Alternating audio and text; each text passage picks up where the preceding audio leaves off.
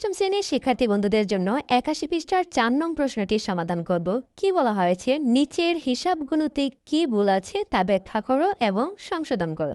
এখানে একটি হিসাব দেওয়া আছে, বলছে যে এই হিসাবগুলোতে কি ভুল দেওয়া আছে সেটা বের করতে বলা হয়েছে এবং তা ব্যাখ্যা করতে বলা হয়েছে। এখানে কিন্তু গুণটা করা হয়েছে ২ একে ২, ৫ দুগুণে ১০, ৪ একে ৪, ৪ ৫ ২০। এবার যোগ করা হয়েছে ২, ৪, ১, ২।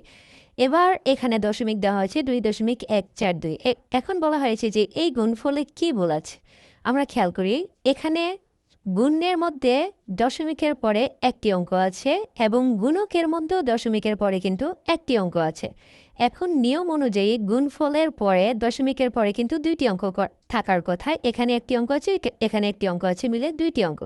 এখন গুণফলে দশমিকের পরে দুইটি অঙ্ক থাকার কথা। এখানে কিন্তু দশমিকের পরে ৩টি অঙ্ক আছে, তার মানে এটা ভুল আছে। তাহলে এটার সঠিক উত্তর হবে কি, এই দশমিকটা এখানে চলে আসবে, এখানে দিতে হবে ২১.৪ দিয়ে।